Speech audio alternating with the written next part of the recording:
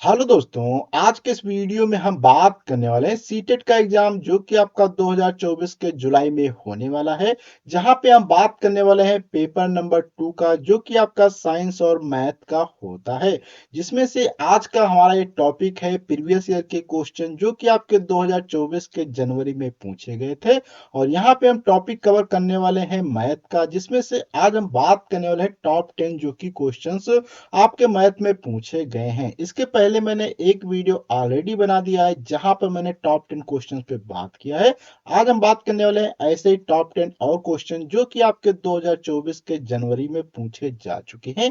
तो वीडियो को स्टार्ट करने से पहले आप सभी लोगों से रिक्वेस्ट है, अगर अभी तक आपने हमारे इस चैनल को सब्सक्राइब नहीं किया था तो प्लीज सब्सक्राइब कर लीजिए, साथ में बेल आइकन को प्रेस कर दीजिए। तो बिना देर किए करते हैं आज का वीडियो स्टार्ट। तो सबसे पहले यहाँ पे हम देखते हैं जो कि क्वेश्चन आज का दिया गया है नंबर 1, जिसमें कहा गया है कि कोई दुकानदार एक वस्तु को उसके अंकित मूल्य पर 28% की छूट देकर 324 रुपए पर बेचता है। वस्तु का क्रय मूल्य यदि 300 रुपए है, यदि वह वस्तु को उसके उसी अंकित मूल्य पर 18% की छूट देकर बेचे तो उसका लाभ प्रतिशत क्या होगा, अर्थात उसका लाभ जो है आपको प्रतिशत में बताना होगा। तो ऑप्शन यहाँ पे आपको मिल जाता है। फर्स्ट ऑप्शन जो कि 10% दिया गया है, सेकंड ऑप्शन जहां पे आपको दिया गया है 19%, इसके बाद थर्ड ऑप्शन आपको दिया गया है 23% और फोर्थ में दिया गया है आपको यहाँ पे 24%। अब हम यहाँ पे देखते हैं इसका करेक्ट आंसर जो कि हो जाता है 23%। अब हम देखें कैसे 23% आता है, इसके लिए हम इसके एक्सप्लेनेशन पे बात करते हैं। तो यहाँ पे आप देख सकते हैं एक्सप्लेनेशन मैंने यहाँ पे ऑलरेडी लिख लिया है, जिसमें से डिटेल से यहाँ पे चीजों को हम समझ भी सकते हैं। जैसे कि पहली परिस्थिति दी गई थी जिसमें विक्रय मूल्य बराबर, हम सभी जानते हैं विक्रय मूल्य अर्थात सेलिंग प्राइस बराबर क्या होता है, क्रय मूल्य अर्थात कॉस्ट प्राइस प्लस लाभ होता है। इसके बाद छूट अगर देते हैं तो छूट हमेशा एमआरपी पे दी जाती है, अर्थात जो उसका अंकित मूल्य होता है उस पे ही दी जाती है। तो इसने 28% की छूट दी है। तो विक्रय मूल्य बराबर क्या हो जाएगा, जो है यहाँ पे एमआरपी में कितनी छूट दी गई वही क्या हो जाएगा, विक्रय मूल्य हो जाएगा। तो यहाँ पे एमआरपी और छूट, तो यहाँ पे छूट जो है कैसे निकाली गई, एमआरपी का 18% अर्थात 28, तो यहाँ पे रख दिया जाएगा। तो इस प्रकार से ये हमारा विक्रय मूल्य का बराबर ये फार्मूला बनाएगा।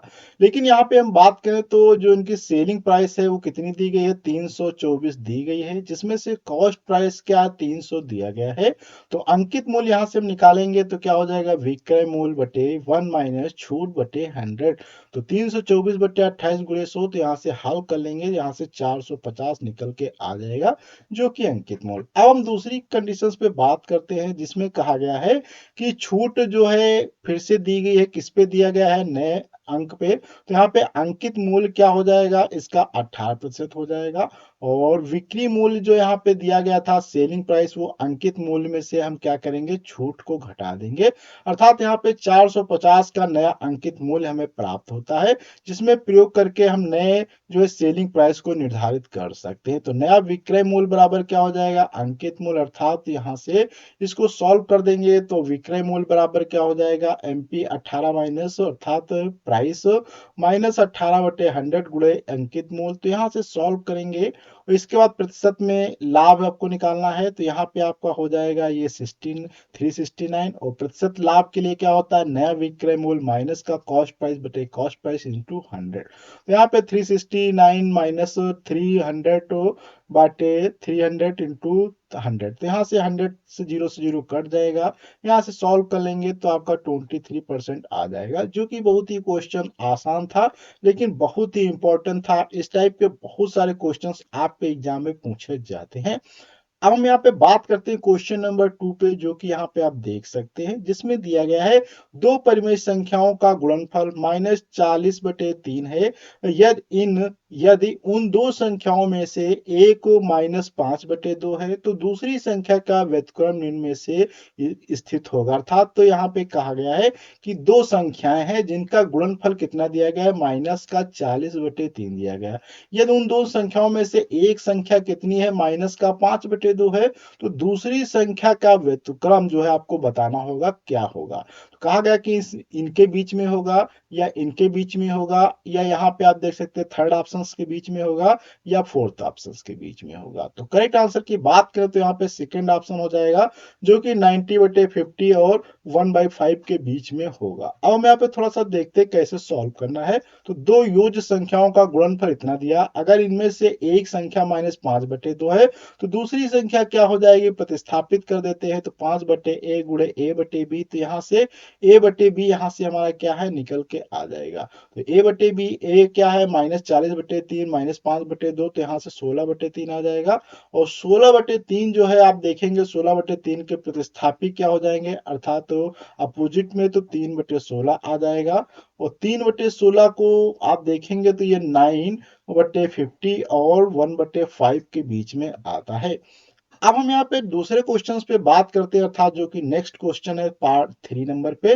तो 3 नंबर पे क्वेश्चन में कहा गया है कि कक्षा 6 की एक गणित की शिक्षिका ने अपने विद्यार्थियों की समक्ष निम्नलिखित प्रश्न रखा। क्या प्रश्न रखा, प्रातःकालीन शहर में तीन व्यक्ति एक साथ चलना प्रारंभ करते हैं, उनके कदमों की लंबाई क्रमशः 70 सेंटीमीटर, 85 सेंटीमीटर और 95 सेंटीमीटर है। इनमें से प्रत्येक न्यूनतम कितनी दूरी चले कि वे वही दूरी पूरे पूरे कदमों में तय कर सके। निम्नलिखित में से कौन सा कथन सही होगा, ये आपको बताना है। तो यहाँ पे अगर हम बात करें तो इसका फर्स्ट ऑप्शन में दिया गया है कि महत्तम निकालना पड़ेगा, अर्थात मासा। दूसरा ऑप्शन दिया गया है यहाँ पे लघुत्तम समापवर्तक अर्थात लासा निकालना पड़ेगा, या यहाँ पे कॉन्सेप्ट लगाना पड़ेगा विभाजन की अवधारणा को, या फोर्थ ऑप्शन में आपको यहाँ पे यूज करना पड़ेगा समानुपात की अवधारणा। तो इन चार में से कौन सी कॉन्सेप्ट यूज करेंगे, तो इसके करेक्ट आंसर की बात करें तो यहाँ पे हमें यूज करना पड़ेगा लघुत्तम समापवर्तक अर्थात तो लासा की अवधारणा या कॉन्सेप्ट को यूज करना पड़ेगा। तो अब हम यहाँ पे देखते हैं इसका सॉल्यूशन कैसे किया जाएगा।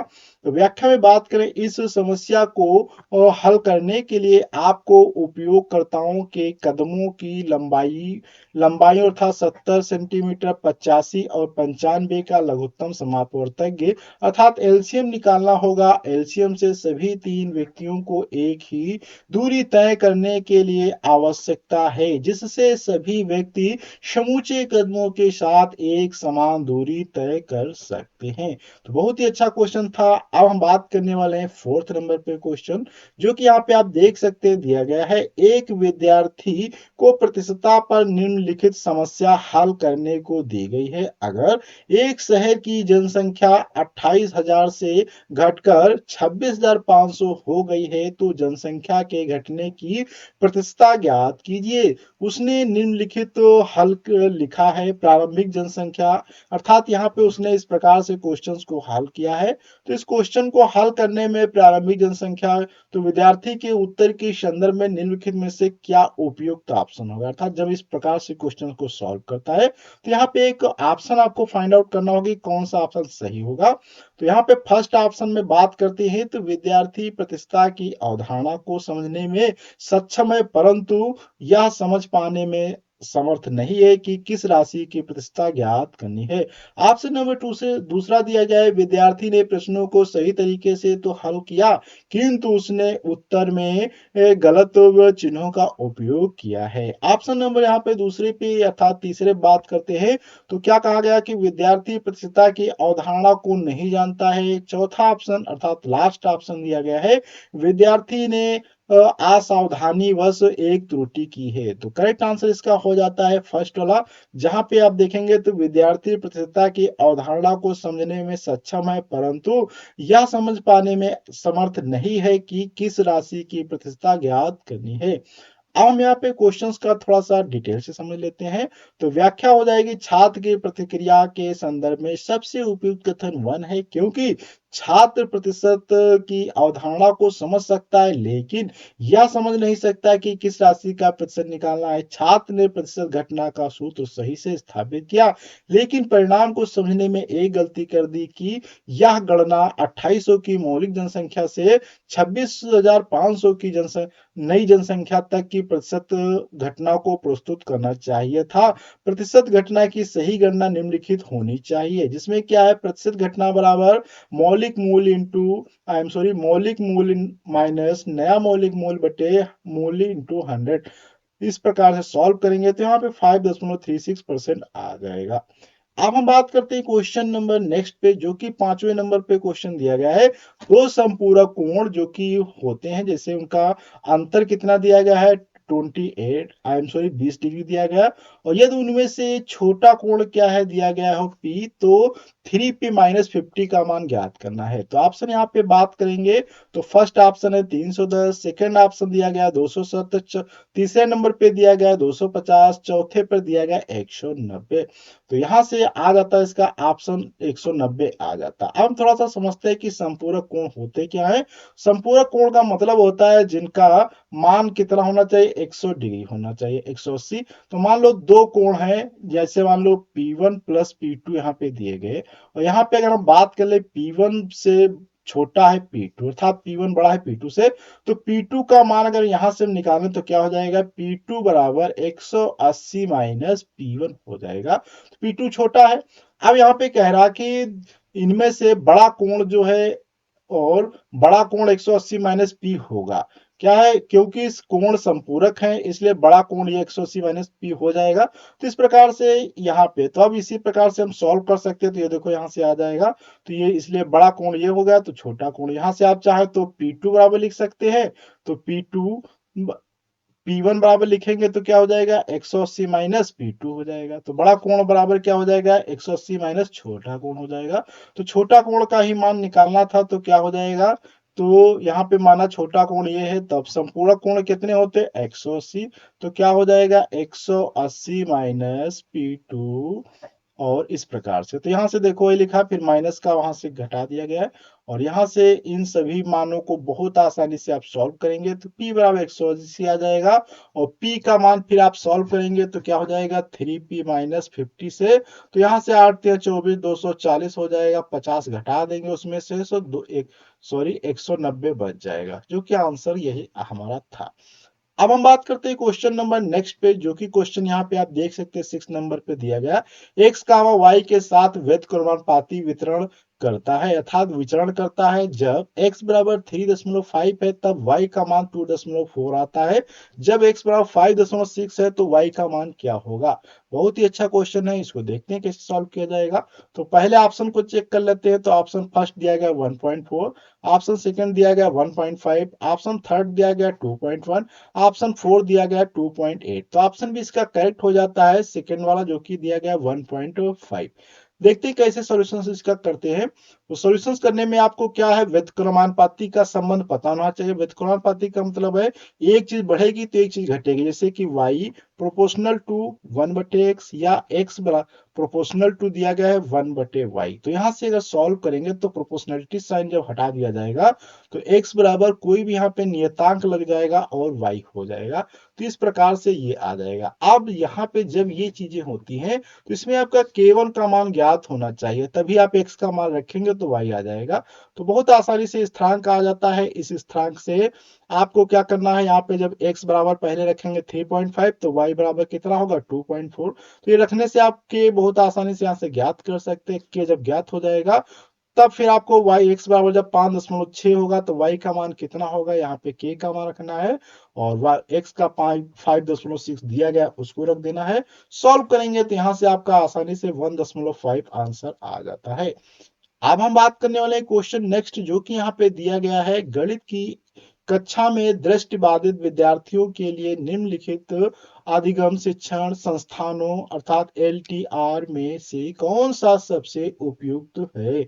ऑप्शन में दिया गया है जियोजेब्रा दिया गया है, ऑप्शन बी दिया गया है टेलर का गिनना कंप्यूटर और स्प्रेडशीट। तो यहाँ पे कूट बने हैं जिनमें से आपको करेक्ट फाइंड आउट करना होगा कि ए और बी दोनों सही हैं, या यहाँ पे ऑप्शन दिया गया है सी और डी सही है, ऑप्शन दिया गया है यहाँ पे बी और सी सही है, या ऑप्शन यहाँ पे आप देख सकते हैं बी और सी और डी सही है। तो इसमें से करेक्ट आंसर हो जाता है बी और सही सी सही है। बी का मतलब क्या होता है, यहाँ पे टेलर का गिनतारा दिया गया है, और सी में दिया गया है आपको यहाँ पे कंप्यूटर। तो अब हम देखते हैं कैसे इसका थोड़ा सा एक्सप्लेनेशन। तो दृष्टिबाधितों से जूझ रहे छात्रों के लिए गणित कक्षा में सबसे उपयुक्त शिक्षण एवं साधन वे हैं जो उनकी आवश्यकताओं को ध्यान में रखते हैं। इस दृष्टि से सबसे उपयुक्त ऑप्शन 3 अर्थात बी और सी है। टेलर का अबेकस जो एक स्पर्श यंत्र है जिसका उपयोग स्पर्श के द्वारा गणित के हिसाब करने के लिए किया जा सकता है। यह विशेष रूप से छात्रों को सहायता कर सकता है। कंप्यूटर जिसे ध्वनि या स्पर्श के माध्यम से गणितीय सामग्रियों तक पहुंचाने के लिए ध्वनियों या सहायकों प्रौद्योगिकियों के साथ युक्त किया जा सकता है। इन विकल्पों अर्थात टेलर के अबेकस और कंप्यूटर का उपयोग विज्ञान में लक्षांकित छात्रों के लिए अधिक फायदेमंद है, अर्थात जो दृष्टिबाधित होते हैं उनके लिए बहुत ही अधिक ज्यादा फायदेमंद है। अब हम यहाँ पे क्वेश्चन नंबर 8 पे बात करते हैं जिसमें कहा गया है राष्ट्रीय शिक्षा नीति 2020 सिफारिश करती है कि खेल एकीकृत शिक्षा शास्त्र को कक्षा में उपयोग करने की आवश्यकता है। खेल एकीकृत शिक्षा शास्त्र के संदर्भ में गणित की कक्षा के लिए निम्नलिखित में से कौन सा कथन सही है। ऑप्शन ए दिया गया है शिक्षण अधिगम प्रक्रिया आनंददायक हो जाएगी। खेल का उपयोग गणित पढ़ाने में संभव नहीं है। ऑप्शन सी दिया गया है इसमें बहुत समय खर्च हो जाएगा तो इसे टालना चाहिए। ऑप्शन डी दिया गया है प्रसिद्ध खेलों के अलावा कई स्वदेशी खेल हैं जिनका उपयोग गणित पढ़ाने में किया जा सकता है। तो ऑप्शन यहाँ पे आपको सही सिलेक्ट करना होगा। तो यहाँ पे 4 ऑप्शन दिए गए जिसमें से फर्स्ट है ए और सी सही हो सकता है, या यहाँ पे बी और सी सही हो सकता है, या यहाँ पे हो सकता है ए और डी सही हो सकता है, या फोर्थ नंबर पे बी और सी और डी सही हो सकता है। तो आपको यहाँ पे बताना था कौन सा सही हो सकता है। तो इसमें से आपका थर्ड नंबर पे सही हो जाएगा अर्थात ए और डी। ए मतलब शिक्षण अधिगम प्रक्रिया आनंददायक हो जाएगी और डी प्रसिद्ध खेलों के अलावा कई स्वदेशी खेल जिनका उपयोग गणित पढ़ाने में किया जा सकता है। थोड़ा सा डिटेल से समझ लेते हैं। तो यहाँ पे राष्ट्रीय शिक्षा नीति 2020 या 2020 यह सुझाव देती है कि कक्षा शिक्षा में खेल एकीकृत शिक्षा शास्त्र का उपयोग किया जाना चाहिए। इसके संदर्भ में खेल एकीकृत शिक्षा शास्त्र का उपयोग करने के संदर्भ में निम्नलिखित में से कौन सा सही है। तो यहाँ पे आपको देखेंगे 3 और ए सही विकल्प राष्ट्रीय शिक्षा नीति नेप हो जाता है, अर्थात यहाँ पे ये थोड़ा सा मिस्टेक हो गई है, कोई बात नहीं। तो यहाँ से करेक्ट है। तो खेल को शिक्षा शास्त्र में एकीकृत करने की प्रोत्साहन करती है ताकि शिक्षा अधिगम प्रक्रिया में रुचिकर और आनंददायक बन सके। इसके अलावा यह विभिन्न खेलों समाचारी खेलों सहित कई स्थानीय खेलों का उपयोग करने में प्रोत्साहित करती है ताकि विभिन्न विषयों सहित गणित में सीखने का अनुभव बेहतर हो सके।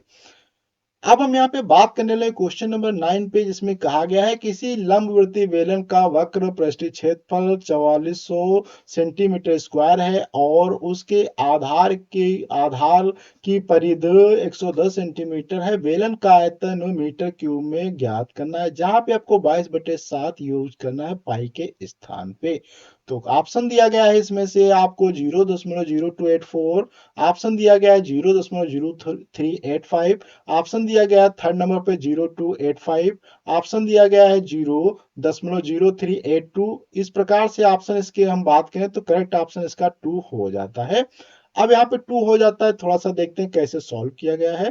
तो सॉल्व करना क्या है यहाँ पे कि एक सीधी वृत्तीय बेलन का वक्र पृष्ठीय क्षेत्रफल जो होता है वो दिया गया होता है। कैसे दिया गया होता है, जो कि आपको 400 अर्थात 4400 या 4400 दिया गया सेंटीमीटर। इसके आधार की परिधि भी 110 दी गई जिसकी त्रिज्या आर और ऊंचाई भी है। वृत्तीय बेलन का वक्र पृष्ठ का सूत्र होता है 2 पाई आर होता है और इसी प्रकार 2 पाई आर एच होता है। सूत्र के अनुसार हमें दिया गया 2 पाई आर एच बराबर 2200। यहाँ पे ये h चाहे लिखो चाहे b एक लिखो, तो मैं इसको b के स्थान पे h कर देता हूँ, ये भी h हो जाएगा 2 पाई आर एच। इसी प्रकार से थोड़ा सा और इसमें देख लेते हैं। तो ये लंबवृत्तीय आपका बेलन होता है जिसमें यहाँ से यहाँ तक की त्रिज्या होती है। यहाँ पे मैं एक बना देता हूँ, ये वृत्त बेलन है जिसमें यहाँ से यहाँ रेडियस होती है, ये यहाँ से h होता है, ये r होता है। तो इस प्रकार से यहाँ से फाइंड आउट कर सकते हैं। तो आधार की परिधि जो होती है उसका सूत्र होता है 2 पाई r होता है।